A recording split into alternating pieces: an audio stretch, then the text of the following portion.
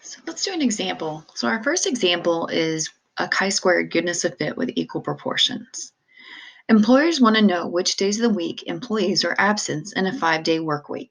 Most employers would like to believe that the employees are absent equally during the week. Suppose a random sample of 60 managers were asked on which day of the week they had the highest number of employee absences. The results were distributed on the next slide. For the population of the employees, do the days for the highest number of absences occur with equal frequency during the 5-day work week? Test at a 5% level of significance. All right, that's a scary word problem, but let's break it down. So what I'm looking at is I have 5 days a week that employees work, and managers believe that the employees are absent equally through the week. So it's not skews a lot on Monday and Friday as people would believe. And that's what we're going to test. And we're going to test it at the 5% level of significance. So here's the data that we've been given. So I've been given, I know that Monday is 15, Tuesday is 12, Wednesday is 9, Thursday is 9, and Friday is 15. So for my alternative and my null hypothesis, remember the null always has the equal sign in it. So the null is the proportion of all categories are the same. The alternative is that the proportion of all the categories are not the same. So if I really wanted to key into the 5-day work week, I could say the proportion of all work days during the 5-day period are the same. The alternative would be the proportion of all the work days during the 5-day work week are not the same. So then I could do this by hand to figure out the observed, the expected, but I don't want to do that because it can take some time. So what I want to do though is I want to do this by Minitab. So the first thing that I'm going to do is I'm going to go to Minitab and I'm going to make a column that says days. Let me do this. Let me do work days. Okay. And then the next thing I'm going to do, and if you get confused, you're more than welcome to go into Minitab and put what I have. So what you want to do in Minitab is the first thing is you want to do the observed count of the days. So what I'm going to do is this. I'm going to go here and I'm going to do work days. I'm going to do Monday, Tuesday, Wednesday, Thursday, Friday. And then I'm going to do observed. So for Monday, we observed 15. For Tuesday, 12. For Wednesday, 9. For Thursday, 9. And then for Friday, 15. So then what I do is I go up to stats and I go over to tables and then I go to chi-squared goodness of fit test, one variable, and I click on it. I'm going to do observed counts here.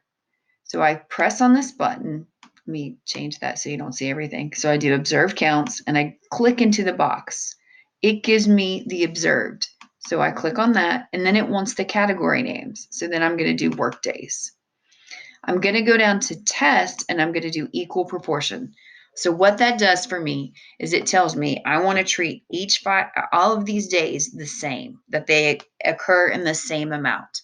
So again, I'm going to do observed for here when I do this. And I was careful to call it observed. And the reason they're saying it's observed is I actually have numeric data in there.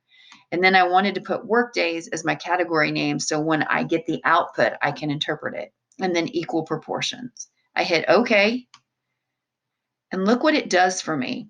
So it gave me the days of the week, Monday, Tuesday, Wednesday, Thursday, Friday. It gave me the observed counts that I put in correctly. And make sure you put them in correctly because it does matter. The proportions, it was saying that it was 0.2 or 20%. Now, how did we get that?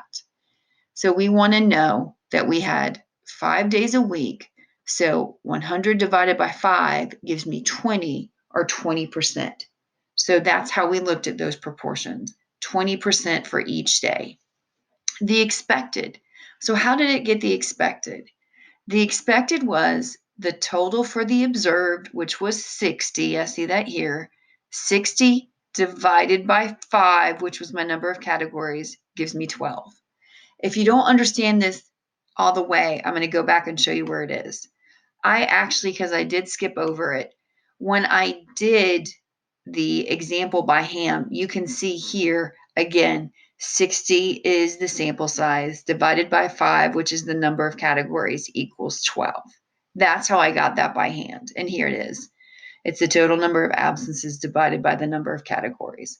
But the great thing about Minitab is I didn't have to do any of this by hand. It gave it to me. So if I had to answer, well, what was the expected for Wednesday? It's 12, and Minitab gave it to me. So if I keep going down, it had the chi-squared test. So I had an N of 60, which is my sample size, degrees of freedom. And we haven't really talked about degrees of freedom since for a while, but for chi-squared goodness of fit, degrees of freedom is the number of categories minus 1. So we had 5 categories minus 1 gives us 4. Chi-squared is the test statistic value, and it was 3, and my p-value was 0.558. And another wonderful thing that Minitab does for me, it gives me a picture of the data. So the expected was in orange, and the observed was in blue. Okay, and remember, the expected was going to be the same because our proportions were the same, and it was 12. But as we can see in the blue, for Monday it was 15, then for Tuesday, it was 12. So it's showing you graphically how each category laid out by expected versus observed. And that's a helpful thing to do. You don't need to worry about the contribution of chi-squared. That's a different thing. It helps to show the different parts and how they add up to give you the chi-squared value. I would really just look at this graph and get your data here to help.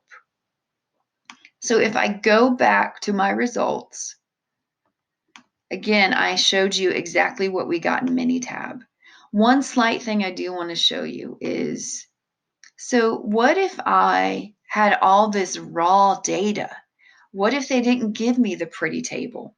Well, what you have to do then is you need to type it into Minitab. And if you see here, I have it here in days. And I typed in 15 Mondays, 12 Tuesdays, 9 Wednesdays, Thursdays, and Fridays. And so if I scroll down, I'll show you. I keep scrolling down. You're going to see as the data changes, there's Thursday, and then that's how I did it. But I have every value. Why did I do this? Because sometimes you're going to get your data in an Excel file, or you're going to get raw data which hasn't been summarized. Minitab handles it really, really well. So let me show you quickly. I've got days and it's a raw data. So I go up to stats, I go to tables, and again, I go to chi-square goodness of fit. So from here, I'm going to put, instead of observed, I'm going to put categorical data. So when I hit that, then I go do days. It would not like my work days because it would only think of it, it would only see the 5 names. When I hit days, again, it is all my raw data. Again, I do equal proportions and I hit OK. And look what it did for me. And now I can tell the difference slightly because remember, for when I gave you the raw data, I actually typed out the names. And it gives you that Friday had 15, Monday had 15, Thursday had 9, Tuesday had 12, and Wednesday had 9. Again, my expected values are the same. And then again, it gave me the same. 60 was my sample size. N with a star, remember, means missing data. We don't have any. Degrees of freedom were 4, chi-squared was 3, and p-value was 0.558. And again, it gave me my pretty table. And I was very specific that I typed out the days of the week and then I left the work days as the initials. What does that tell me? I got the same results with raw data that I did as summarized data. So if I go back and I give you the outputs, they're the exact same. So now we know from this one set of data that could have been given to us summarized or as raw data, I can run this equal proportion test and get the same results. All right, so now that I know I've got the same results, regardless of summarized or raw data, I'm going to go to my conclusion. So from the Minitab results, we can see that the chi-squared value is 3 and the p-value is 0.558. So if I want to conclude my hypothesis, I've got to compare our p-value to our level of significance. We did that with z-test and t-test. So this is very familiar to you. So again, I'm looking at 0.558 is greater than my level of significance. If you're confused, add the zeros. So again, your decimals equal each other. So because 558 is greater than 500, I fail to reject the null. So what does that mean? Oops.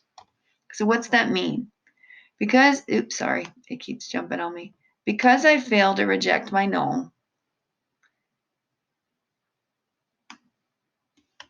let's do this. Because we decided to fail to reject the null, that means we found the null hypothesis to be true. So the proportion of all the categories are the same. So how can I conclude that? So I can say at the 5% level of significance, that is sufficient evidence to conclude that the absent days did occur with equal frequencies. And I just found a typo. So let me go show you what I did. This should not be 500. This should be this. Why? Again, because it was that 5% level of significance. So that was bad on my part. So I'm going to type it up here. Remember, 5% is the same as 0.05. Okay, so make sure when you do that, that you watch for these kind of things, because you saw that I just made a typo and it doesn't need to be that way. So again, check yourself. So at the 5% level of significance, there is sufficient evidence to conclude that the absence days do occur with equal frequencies. All right, what does that mean? That really there's nothing going on that's different. So it could be, so what the managers found is Monday occurs the same as Tuesday, Wednesday, Thursday, Friday. Well, remember, our actual data was slightly different, but those slight differences weren't significant. So we can conclude that the proportions of the workday weeks all occur equally for absences.